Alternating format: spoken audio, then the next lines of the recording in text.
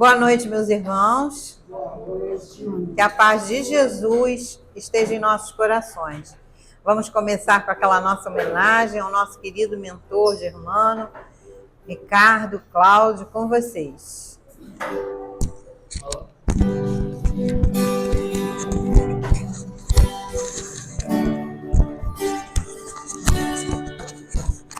Padre Germano,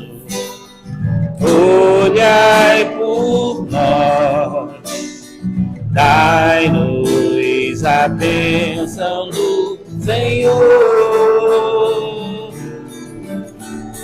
Padre Germano, olhai por nós, mostre-nos o caminho do amor. Espírito simples, mas superior, sempre pronto para nos amparar.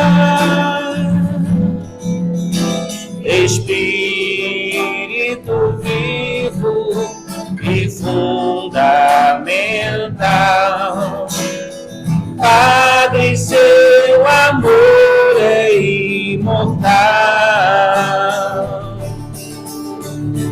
Nosso SEAP é uma dádiva de luz, de caridade, sempre em nome de Jesus.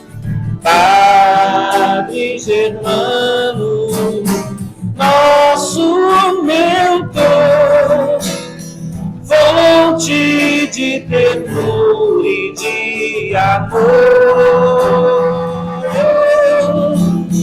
Padre Germano, nosso mentor, fonte de ternura e de amor.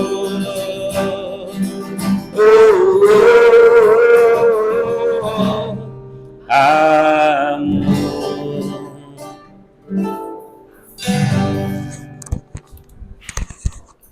Obrigada, Gilvan. Obrigada, meninos. Vamos fazer agora uma página de abertura. É do livro Minutos com Maíse. Tem como título Bondade que Cura. Prestem atenção, né, que nós não vamos fazer comentários. Amigos, vamos pensar um pouco sobre a bondade que cura? Aquela que aparece do fundo da nossa alma e envolve de tal maneira o outro, aquele que precisa de nós, por um instante que seja, que promove até mesmo um bem-estar que interfere nas células físicas, psíquicas e espirituais daquela pessoa. Uma vez perguntaram a Chico Xavier como é que, já idoso, ele ainda atendia tanta gente, abraçava tanta gente, e ele dizia que cada vez que ele abraçava alguém, que ele lançava um pensamento de carinho para alguém, imediatamente ele sentia uma energia nobre que saía da pessoa que ele abraçara, que ele ajudara na sua direção, né? Então, vinha para ele, né? Aquilo que ele estava dando, né? E por isso, a sua saúde, milhares de vezes tão combalida, por um instante se recuperava, até que novos recursos chegassem e ele ficasse ainda melhor. Essa bondade que vem lá do fundo de nós e que, sinceramente, envolve alguém que precisa, ou até alguém que não nos entende, ou alguém que nos machuca, mas que de nós consegue apenas a compreensão, ainda que não seja recebida pela pessoa, retornará para nós, nos inundará, mesmo que o outro não saiba compreender a nossa intenção nobre. Por isso, que cada dia em nós haja uma real intenção do bem, para que a nossa bondade não precise ser analisada. Simplesmente exista e cure, se não o outro, a nós mesmos. Linda mensagem, né? Fica aí. a reflexão. Vamos fazer a nossa prece nesse momento. Elevamos o nosso pensamento ao alto, pedindo o amparo a Deus, a Jesus, que permitam que Germano e sua falange espiritual trabalhem sobre cada um de nós nas nossas necessidades.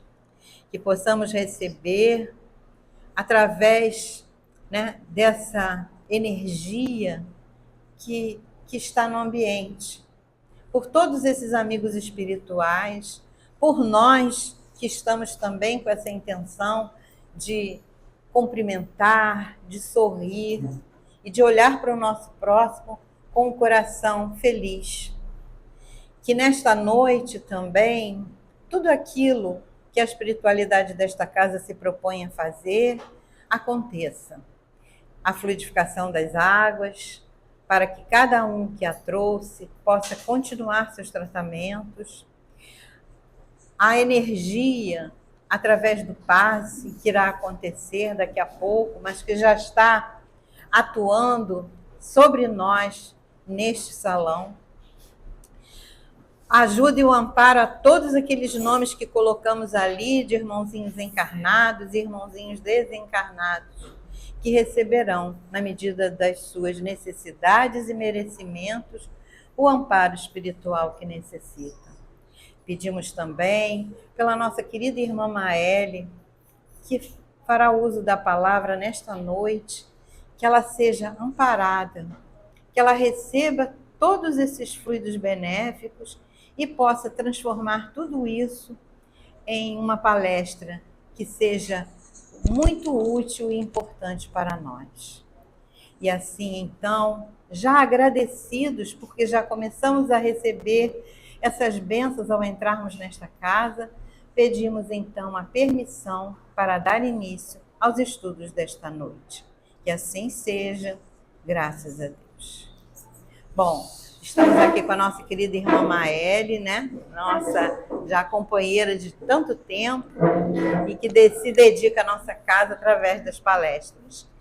Que você possa, né, atuar aí sobre a cabecinha e o coração de todos que estão aqui. Com você. Muito obrigada, né, por mais uma vez estar aqui conosco, Maeli. Eu que agradeço. Obrigada.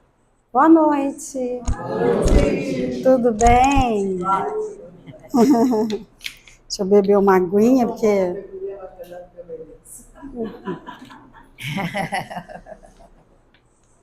Vamos tentar mudar isso, né? Essa percepção. Então, vamos falar de Joana, vamos falar de um texto de Joana de Ângeles, que está nesse livro, Tesouros Libertadores, que a livraria me concedeu aqui para que eu possa ler para vocês, senão eu ia ter que colocar na tela. Eu particularmente não gosto muito, porque eu tenho que ficar virando, eu gosto de olhar para vocês. Então, que bom que a livraria tinha. Então, já sabem, precisem de leitura, tem que ir à livraria, né? A gente vai lá, o Sérgio nos atende, nos ajuda a encontrar aquilo que a gente precisa para ler e para colocar essas leituras em dia e o conhecimento também. Esse livro não faz parte da série psicológica da Joana, mas isso eu acho que é irrelevante, né? Visto que estamos falando de Joana de Ângeles. Eu conheci esse texto em 2014. Nossa! E ele me impactou de forma tal que eu não esqueci mais. E eu levei anos para descobrir o título do texto, porque aquilo me impactou, a pessoa apresentou o texto e depois ela não lembrava mais. Eu falei, foi um texto de Joana, você apresentou num seminário que a gente fez na casa. Mas eu não lembro. E ela é do setor de ensino. Bem, há 3 anos atrás ela me deu o texto e disse, foi esse texto que eu trabalhei em 2014. Eu falei, então é por isso que você não achou, tinha muitos anos, né? 7 anos depois. Ele me impactou. Mas por se tratar de Joana, nós não vamos ler o texto todo, porque o texto é gigantesco. Vai ficar enfadonho, vai ficar chato, né? Quem está na internet vai ficar entediado e quem está aqui também. Então, o objetivo é que a gente traga alguns tópicos para que a gente possa conversar. Começando pelo título. Desconcertos. Olha como ela escreveu desconcertos. Com S. Significa que a gente pode consertar, certo? É algo que eu posso consertar. Não é algo que seja ali uma melodia, né? Que se fosse um concerto com C, né? Aí é com Ricardo, é com Cláudia, aí já é outra parada. Não, aqui é de consertar mesmo, né? Igual quando a gente leva o sapato lá no sapateiro para consertar. Então, a Joana já começa a fazer ali uma questão que a gente precisa pensar. Se desconcertou, é porque eu estava a caminho de consertar. Ou estava consertando e algo desconcertou. Ó, Joana não dá títulos em vão. Aliás, nenhum deles, tá? Joana, Emmanuel, essa galera não dá título a esmo, não. Eles sabem muito bem aonde eles querem tocar dentro de nós. E quando vocês tiverem a oportunidade de ler o texto todo, vocês vão entender mais profundamente isso que eu estou falando. Porque ela vai começar a nos trazer a questão de quando a gente chega à casa espírita. A gente chega, né? E a gente se sente como, né? Finalmente encontrei meu lugar. Né? Finalmente encontrei um oásis, um lugar que me entende. Finalmente eu comecei a entender coisas que eu não entendia antes. E isso vai me deixando esperançosa. Eu vou ficando feliz com isso. Isso vai me trazendo ali um conforto emocional. Concordam? Quando você encontra aquela doutrina, né? E aqui nós estamos falando da doutrina espírita porque estamos nela, mas isso vale para qualquer denominação religiosa que verdadeiramente o meu coração se vincule. O que acontece? Eu vou trazendo refrigério para mim, eu vou ficando bem, eu vou ficando feliz com aquilo. Então, como ela vai começando a dizer, ela vai dizer que quando a gente estabelece os primeiros contatos com a doutrina, com o espiritismo, a gente sente um certo deslumbramento. Ela usa essa palavra. Então, a gente se deslumbra, né? Aquilo preenche o seu ser, você começa a entender, nossa, a morte não existe, eu sou um ser imortal, né? Eu sou um ser ali cheio de bagagens anteriores e dessa vida que eu vou trilhar agora. E quando eu chegar mais à frente, obrigada, tudo isso vai me auxiliar, porque eu estou ali acumulando conhecimento, trazendo conhecimento para dentro de mim. Então, nossa, que boa notícia, né? Encontrei finalmente algo que me conectou com Jesus, que me conectou com essa mensagem, com a boa nova. Então, ela vai dizendo para nós que os nossos sentimentos começam a ficar em paz. Aquele burburinho, né, que eu estava sentindo, porque perdi alguém na minha família, porque não estou me entendendo enquanto pessoa, porque no meu trabalho está tudo tumultuado, eu vou começando a me deslumbrar. Não há nada mais gostoso do que o deslumbramento, né?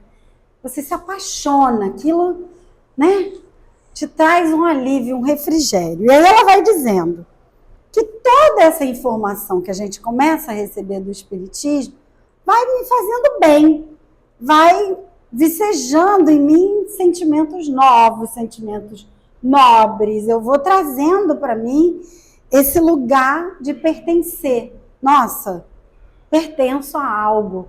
Era isso que estava faltando. Por isso que eu me sentia um peixe fora d'água em outro lugar. Agora encontrei o meu eixo.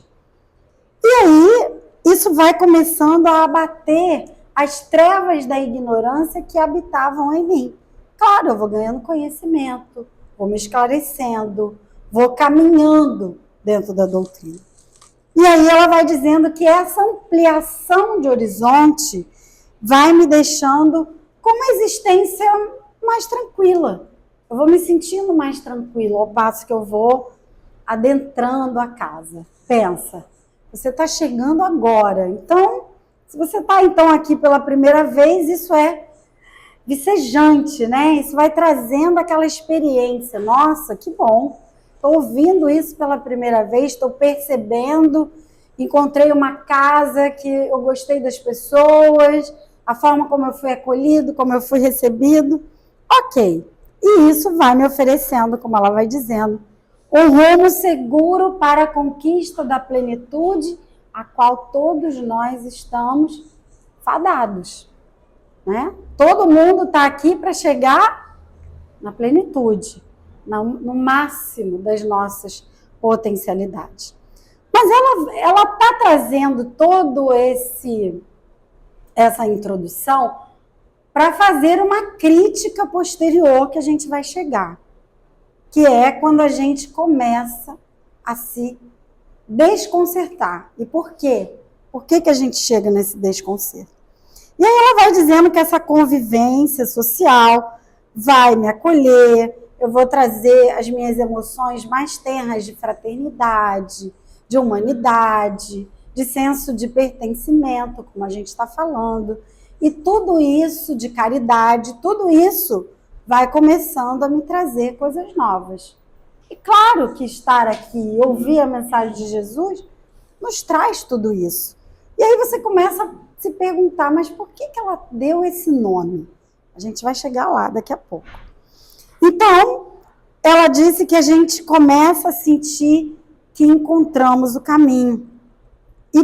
E a gente começa a pensar, todos aqueles que eu comecei a conviver partilham do mesmo ideal que eu.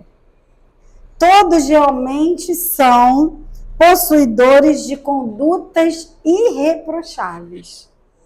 Aí a gente já começa a entender um pouquinho do que ela vai começar a descortinar para a gente. A gente entra na casa espírita e tudo isso começa a acontecer, mas a gente começa um caminho que às vezes é perigoso, que é o quê? Eu acho que todo mundo que está dentro da casa espírita tem uma conduta irreprochável, como ela está dizendo. Está todo mundo se conduzindo muito bem, obrigada. Só que tem uma mensagem muito anterior a essa, né? Que vai nos lembrar de quê? De quem precisa de médico? Os doentes. O doente. Então, essa conduta irreprochável, ela é só uma visão iludida que eu tenho de algo. Concorda? Se na minha família eu tenho questões, no meu trabalho eu tenho questões, dentro da casa espírita eu vou achar que eu não vou ter questões? Tem alguma coisa errada. E não é com a doutrina. Diga-se de passagem, né? É bom a gente esclarecer de pronto. Então ela começa a dizer, olha, vias em tudo a dinâmica do espiritismo, sorrisos, simpatias eram permutadas, enquanto projetos de abnegação e devotamento repletavam-se o mundo interior. Claro, a gente se une para fazer caridade, se une para fazer as coisas que a gente sabe que precisa fazer. E aí ela começa a dizer, conseguiste ver um novo Jesus. E de fato é verdade. A doutrina vai me apresentar um novo Jesus. Um Jesus que não está na cruz, né? Da ignomínia, como ela fala. Um Jesus que está exatamente aonde? Comigo e partilhando dessa caminhada, me guiando nessa jornada. Não é assim que o Espiritismo nos diz? Ele nos guia. Por quê? Porque antes de nós ele já percorreu esse caminho. E aí ela começa a dizer que a gente começa a diluir os dogmas, aqueles que a gente aprendeu no passado. Então a gente começa a destituir Jesus de várias coisas que a gente um dia colocou e que com o Espiritismo a gente começa a tirar isso da nossa frente. E aí ela diz que essas claridades divinas dessa mensagem vão penetrar no nosso íntimo. E aí você começa a fazer aquela promessa de ser fiel a essa doutrina, de assumir um novo compromisso com você, o compromisso íntimo, de que você vai resistir às tentações do mundo, aos encantamentos fúteis, porque agora você conhece os objetivos essenciais para o triunfo das paixões.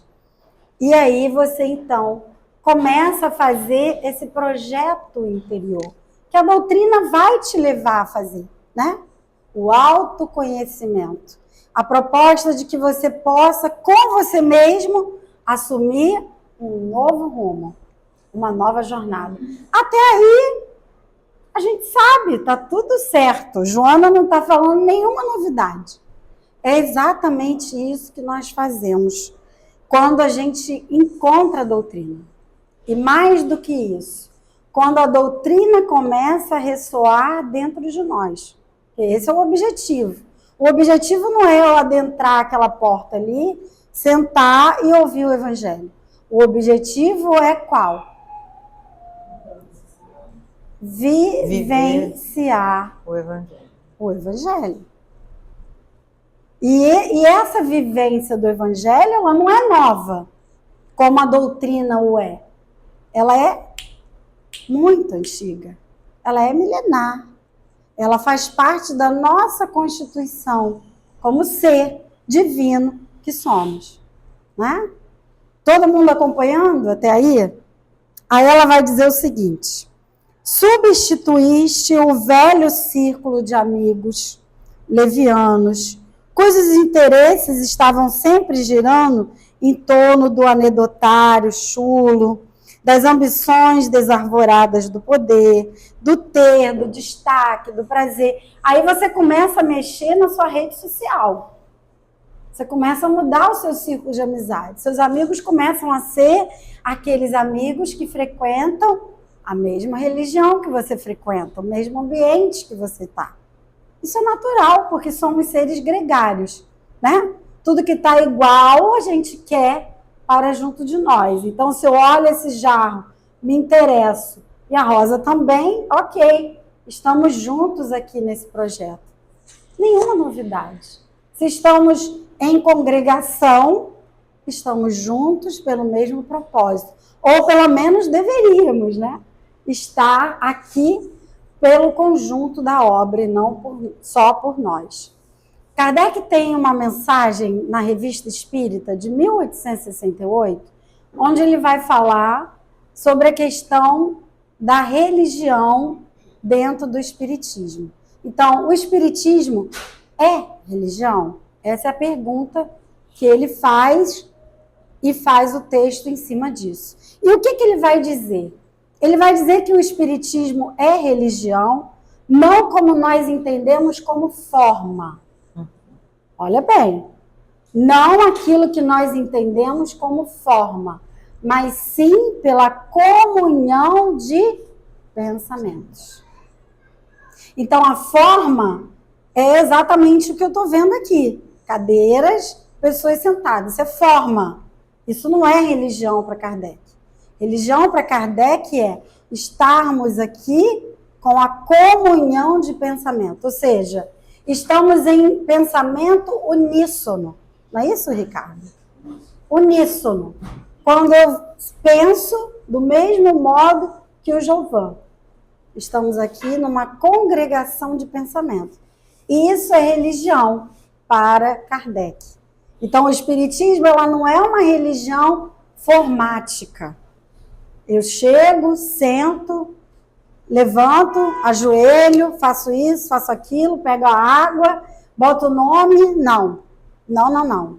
Espiritismo, a religião a qual o Espiritismo vai professar é a comunhão de ideias. Então, não adianta eu estar aqui com a mente, sei lá onde, eu só estou na forma. Eu não estou verdadeiramente seguindo o que Kardec vai falar. Bom, depois eu trago esse texto para a gente conversar sobre ele, que é muito interessante. E aí ela diz assim: percebeste, e isso comoveu-te muito, que existem emoções superiores em ti. Algumas singelas, como as de oferecer um copo d'água a alguém sedento, de estender um pão a alguém que passa fome, um aperto de mão a alguém que está desolado, ou até um sorriso gentil para outrem que está dominado pela tristeza e pelos sofrimentos.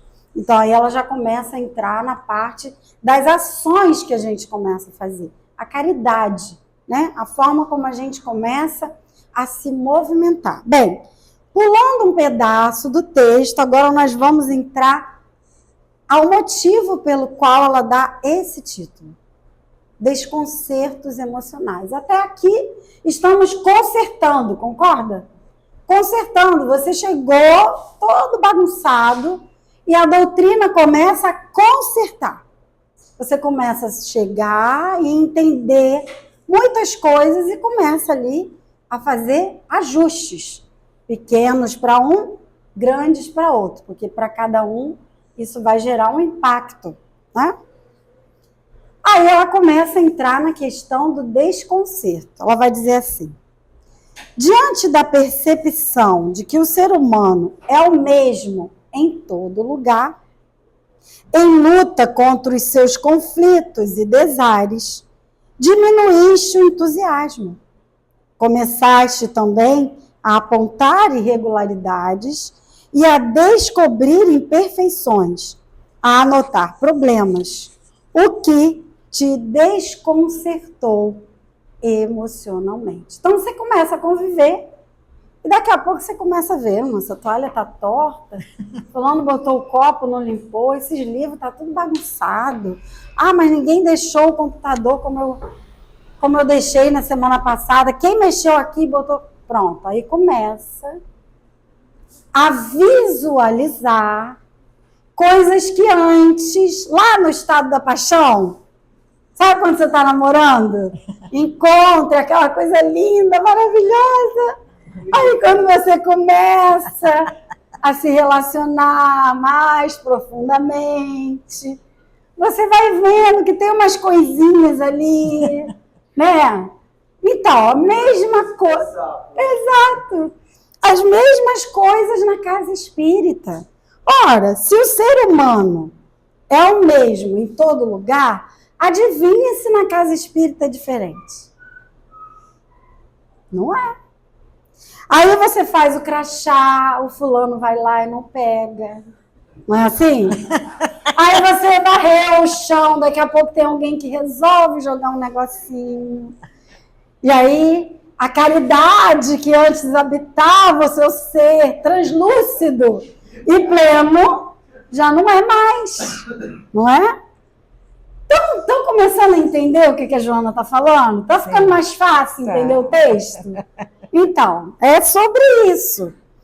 Esperavas naturalmente um grupamento angelical, no qual todos se encontrassem além das dimensões humanas.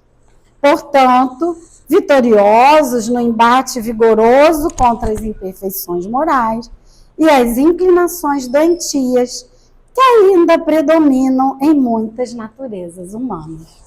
Ora, é claro que a gente vai encontrar no companheiro de ideal situações que a gente encontra em qualquer lugar. Não é diferente aqui. E por que eu decidi trazer esse texto? Para que a gente comece a tirar a ilusão de que quando a gente está dentro de uma doutrina religiosa, seja ela qual for, a gente está no meio de gente muito santa e alto nível. Não é. Se ele veio para os doentes, adivinha quem está aqui dentro? Não é? E eu vou dizer uma outra notícia. Se você está no trabalho, a depender do cargo, você está mais doente. Porque aí a necessidade é maior. O compromisso é maior, não é verdade? O compromisso é maior. Já viram o Missionários da Luz 2? Está dito lá. Quem era a pessoa mais doente? o presidente da Casa Espírita, não era? Ele que tinha a maior dificuldade, porque quando ele chegava em casa, ele não conseguia fazer o que ele fazia. Lá, palestrando. Ou vocês acham que a Maélia é essa coisa linda aqui, dentro de casa? Gente, claro que não.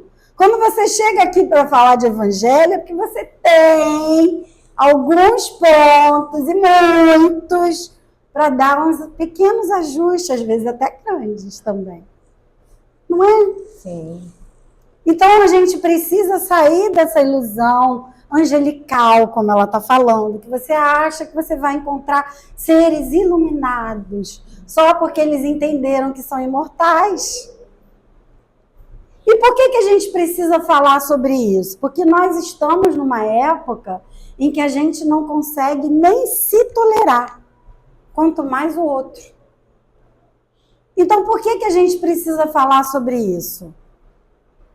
Para que a gente possa conviver melhor. Principalmente dentro da casa espírita. Ou só no Miguel que tem problema? Que não tem, né?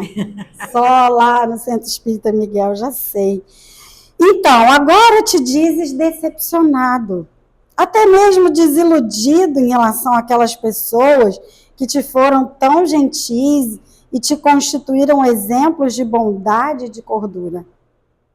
Resmungas comentários desairosos, expressa-te com rudeza, acolhes informações malsãs, relacionadas a equívocos e pensas em desistir de participar das atividades generosas da caridade e do alto amor. Ela está falando mentira? Quantas vezes a gente confunde, acha que a gente está trabalhando para o presidente da casa, para o vice-presidente, para a coordenadora de estudo, para isso, para aquilo. Não. O nosso trabalho é para o Cristo. Então, quando eu tiver alguma desavença aqui, algum desconcerto emocional, eu posso consertar. Essa é a proposta. A gente pode sentar e encontrar caminhos de solução. Caminhos novos. Nossa, mas eu não entendo por que vocês se reúnem tanto. É porque é o único caminho da gente conseguir conviver de forma melhor e mais agradável. Se alguma coisa não está bem, se algum setor não está bem, se algo não está funcionando bem, a gente precisa sentar e compreender. A doutrina não é minha, a casa não é minha, e nem o trabalho é meu. A tarefa me compete, mas o trabalho é do Cristo.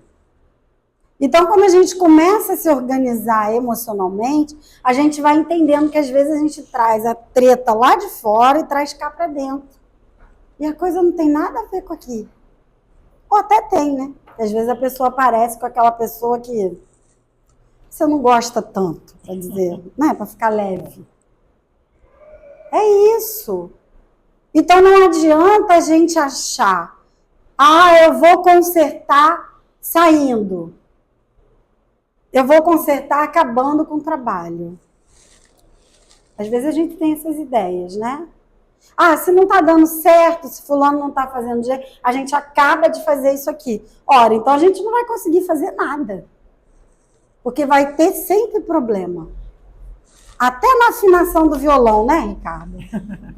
Vai ter problema. Como é que a gente pode achar que a gente vai viver em sociedade, ter uma casa espírita aberta a receber várias pessoas, porque você não vai delimitar quem vai entrar, não é verdade? Você tem uma casa que não é sua, pertence ao Cristo, e se é em nome dele, tem que estar aberta. E como é que você vai receber? Como é que você vai acolher? Achando que você não vai resolver as questões? É melhor que a gente resolva dentro de casa, né? Do que deixar isso transparecer, mal acolher o outro, não receber de forma devida. Aí sim, aí a gente começa a ter problemas que não vão ser só físicos, serão espirituais também. Com a intimidade natural da convivência, descobriste que no ambiente que te parecia harmônico, existem grupelhos, ou seja, grupos pequenos, que se antagonizam, cefiados por egos presunçosos, que mal disfarçam ambições pueris. Eu não gostaria de estar falando isso para vocês, né? Porque eu sei que aqui dentro não tem esse negócio de ego. É só lá na psicologia, né? Nos estudos da mente que eu faço. Aqui não tem isso. É a Joana aqui, né? Trazendo, assim, coisas possíveis. Outro sim, aliás, alguns que desejam renovação, aparentemente imbuídos de bons sentimentos e de ideais modernistas avançados. Já não sentes o psiquismo saudável do ambiente, como antes ocorria, e culpa os diretores e a cúpula administrativa. Ora, se você está dentro da casa espírita, trabalhando, ou até frequentando, e você não está sentindo algo saudável, adivinha onde está a questão?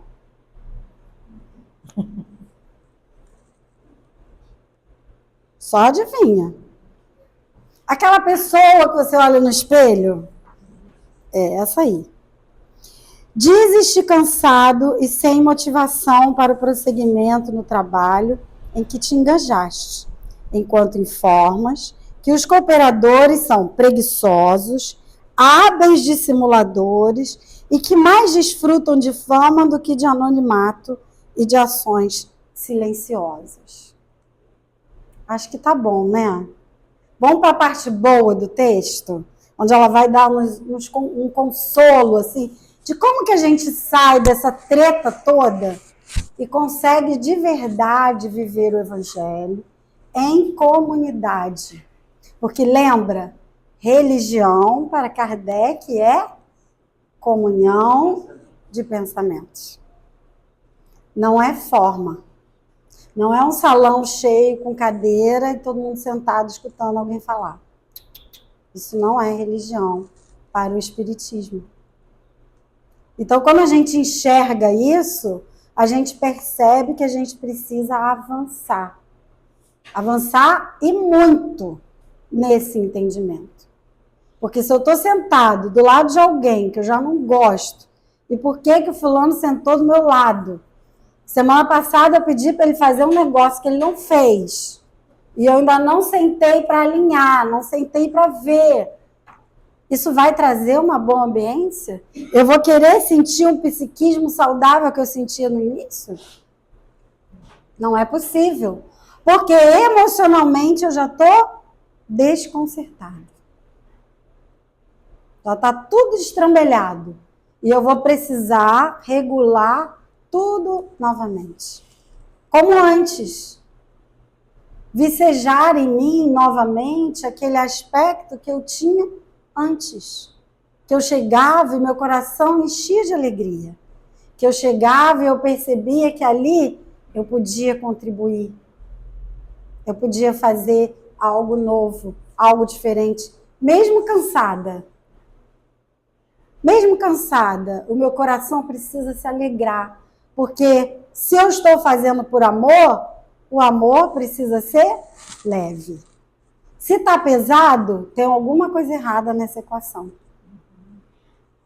Ou eu não estou fazendo com o amor devido, ou eu estou colocando a projeção no homem, ao invés do Cristo. A gente tem que ter muito cuidado com isso. Vários irmãos chegam à mesa mediúnica falando para mim, mas é porque vocês são hipócritas, são não sei o quê, são isso, são aquilo. Aí eu falo para ele, você está certo. De fato, a gente já deveria estar melhor. Mas enquanto você estiver mirando em nós, você, meu irmão, não vai avançar. Mire no Cristo, não mire na gente. Porque nós vamos falhar, ele não. Então, se verdadeiramente você quer mudar, mire nele. Ele é o guia, não sou eu. Aí ele já fica pensando. Porque nós sabemos que a gente é hipócrita. Ele mesmo já nos disse. Está escrito. várias vezes para que a gente não esqueça.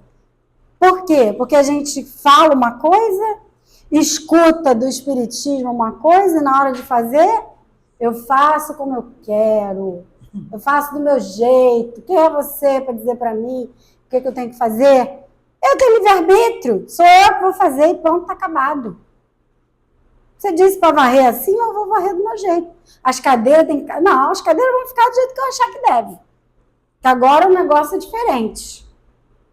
É assim que a gente faz. E aí a gente vai se deixando levar por essas emoções que são nocivas. Não são emoções benéficas, né? E aí ela vai dizer aqui, ó, para a gente poder fechar. Deixa eu ver se eu consigo achar o trechinho que ela fala, para que a gente olhe para o Cristo e não para a gente, porque o texto é imenso mesmo. Ó, não sejas vigia de ninguém, nem te torne fiscal da conduta de outrem, quando muito tens a fazer em benefício próprio. Ou seja, olha para você, fica perdendo tempo não, ficar olhando para a vida dos outros, vigiando a vida do outro. Tem gente que rastreia o WhatsApp de cabo a rabo. Tem que vigiar, né? Tem que dar aquele check. Tem um monte de coisinha aqui que eu preciso olhar para ver se está tudo direito.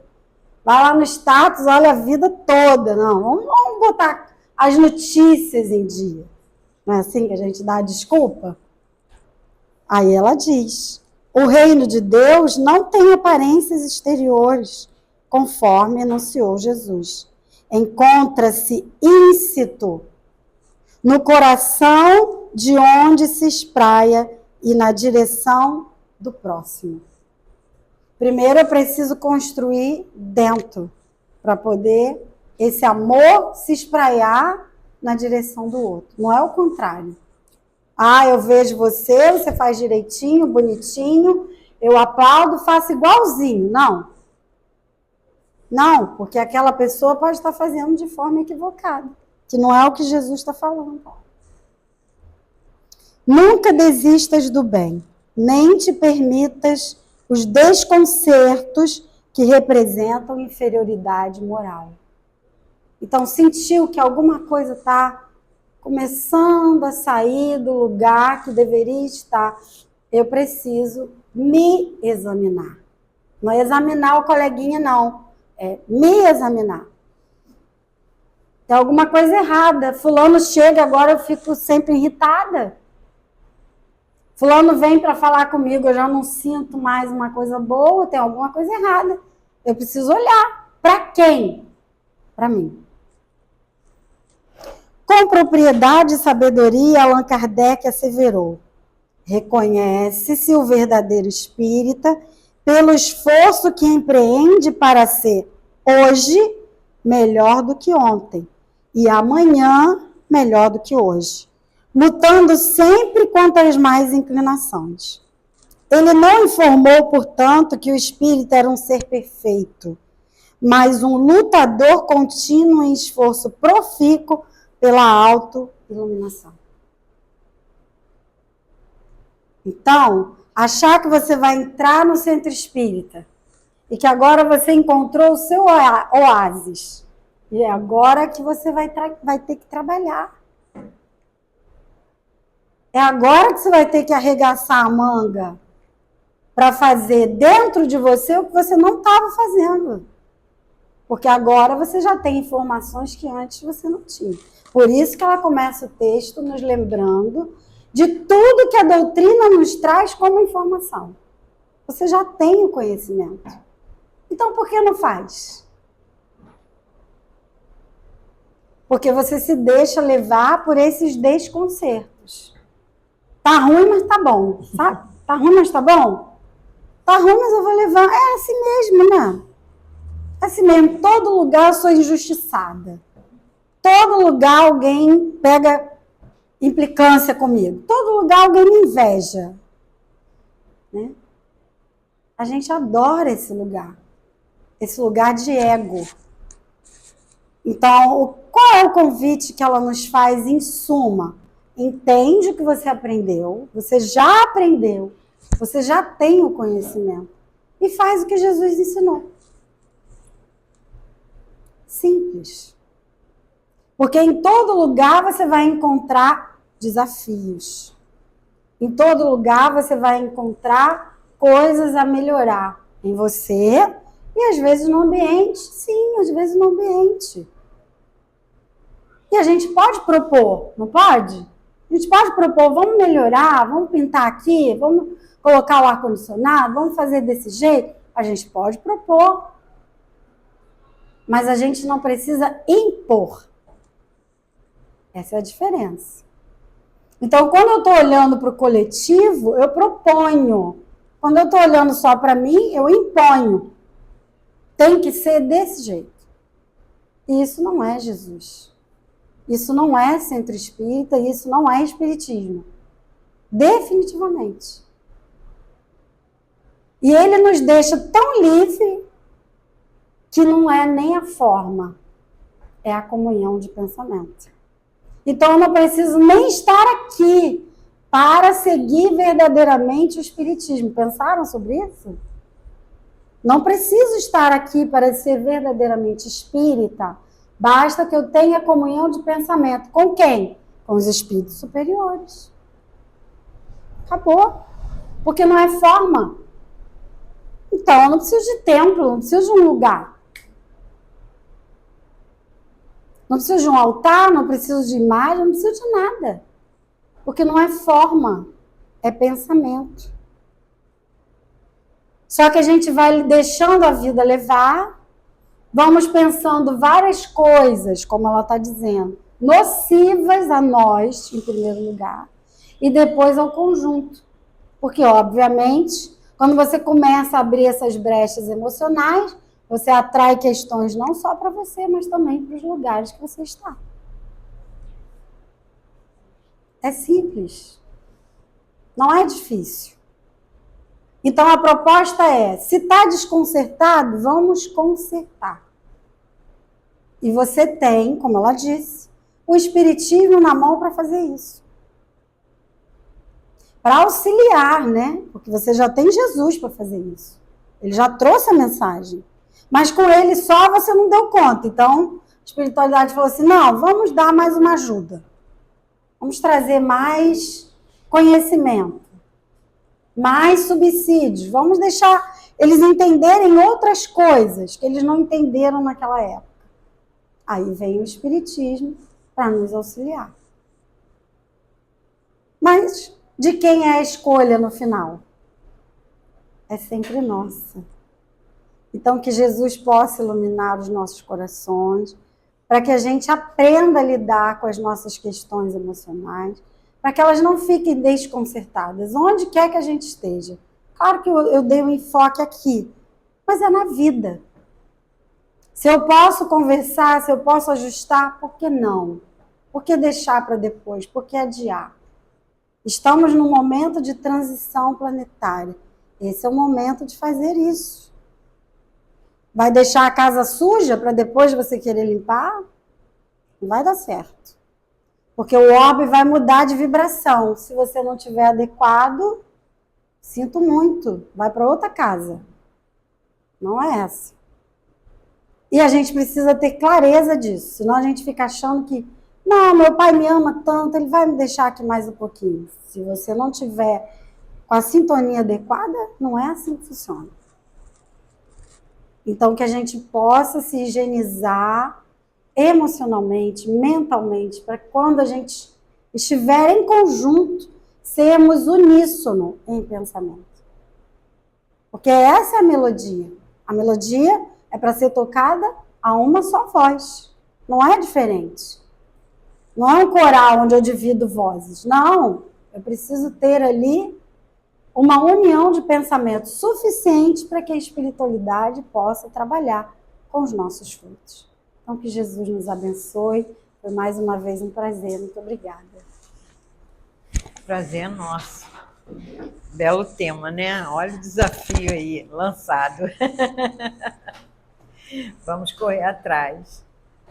Bom, passemos agora, vamos encerrar, né? Agradecendo aos nossos internautas que nos dão aquele apoio, né, através de assistir. E pedimos que mantenham aí os likes, né, compartilhamento, para que mais pessoas possam, né, ouvir tudo que a gente ouviu hoje aqui, que foi tão importante. Uma boa noite a todos.